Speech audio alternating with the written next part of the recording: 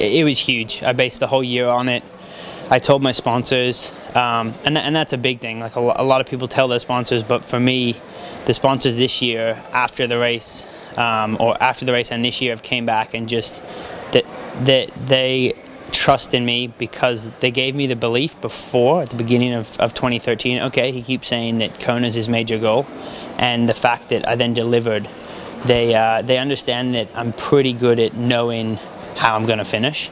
I'm not someone who comes in and says, oh, I think I can win, and then DNFs or finishes halfway down.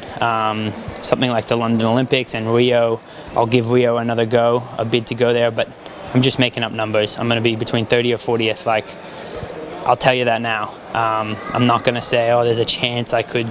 It's not realistic. I'm a big believer in having realistic goals and then meeting them. It just gives people faith in you.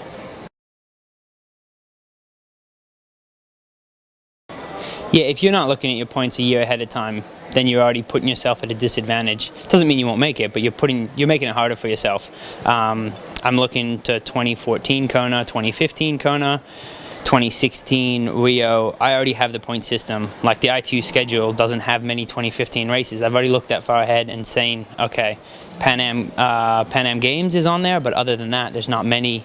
What races do I have to do this year to have enough points to get starts next year for Rio? I think a lot of the ITU athletes are going to adjust really well to Ironman. The point system is actually helping them come over because they understand it, because they've had it for years. The old school Ironman athletes have to learn it, unless you're someone like Crowe who's already won Kona, and it's like, I just need to validate, and he deserves that. I sort of didn't like when they made it only 5 years. I think anyone who wins Kona, growing up, I had the history of, if you won Kona, you could always come back, and I like that. I mean, at least they've held the 5 year, but you have to pay attention to the points if you want to make Kona, and especially set yourself up for a good race in Kona. That's a big thing.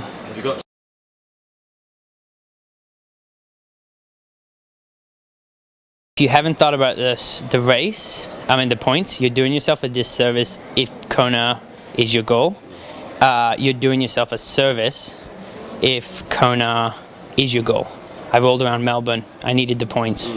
People could say what they want. Oh, he can't run anymore, which I didn't have a good running season last year, but I needed the points. I had to roll around. It's like bike racing. You know what I mean? Like, Cadell can win the Tour and roll around and no one's going to judge him. It's becoming like that. Like, sometimes you're going to have to go to races for training and for points. And you know what? If you tell your sponsors ahead of time, look, 5th in this race is going to be a great result for me. Don't talk this one up. Don't get on social media and say, oh, he's my favorite. Or when people do say that, be like, no. I'm here to achieve a bigger goal.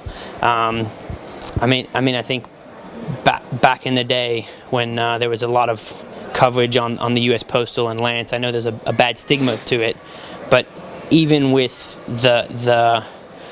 the extra help he was using, which is illegal, he still planned his year. Like, you can't neglect it. And there was one comment, they were like, we have bigger fish to fry. And for cycling, it was always the Tour.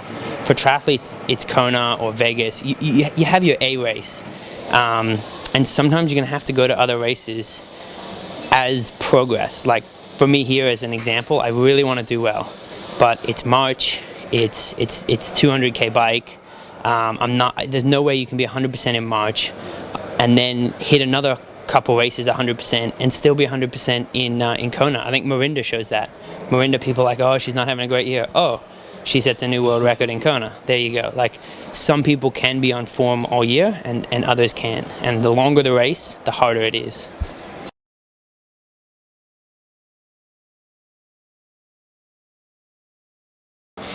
That's a big thing. Like, coming from ITU, you race to get fit, you race more often, and a lot of the things that have made you successful at ITU are harder to do in long course. So it's really hard to change that. Like, if that's got you to be a world champ or world #1 or win World Cups or WCS races, it's sort of hard to say, well, hold on, it worked. Why? It's still a triathlon, which it is, but it's like, why wouldn't that work again? It's hard, and then they look at certain athletes who are just phenomenal, like Freddie Van Leerd. last year, winning 3 big races and showing up. I mean, Aniko was on form, won the first 2, and then had sort of a subpar for his standard. I mean, he's still got, I think, 12th, 11th, but when he's been second, that's classed as a sort of as a subpar or a failure. In the women's, you have someone like Melissa Helschild, who wins everything. So there are athletes like that. Like I'd say she's doing it in the female and Freddie's doing it in the male. But you can't compare yourself to them. You have to sometimes be realistic and say certain people are more talented. I think Rinny is one of the most talented Ironman racers, but even she knows that. I don't think she's won an Ironman outside of Kona. So if you take out the world champs, she hasn't won an Ironman.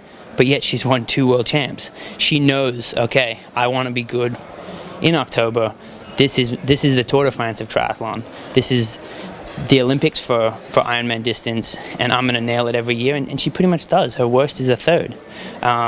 Pete Jacobs sort of showed that the last, 2011 and 12. And even 2010, he got a penalty and still ran up to, I think, 8th or 9th. And without the penalty, would have been 4th or 5th. Like, you can't say without the penalty because he had it, but he had 3 years in a row where he didn't do much all year.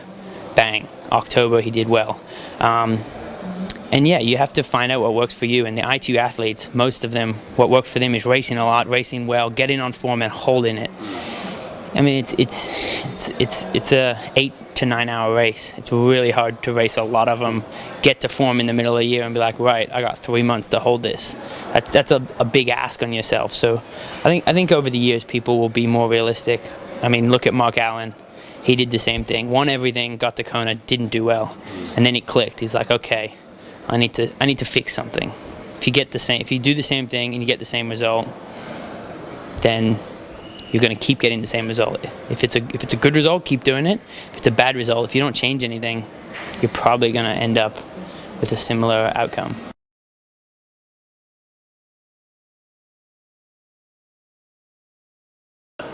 Yeah, definitely. But I mean, you guys are in a hard position. I mean, it's easy for the athletes to say, oh, the media, they don't know what they're doing, and they say this and that, and then we proved them wrong.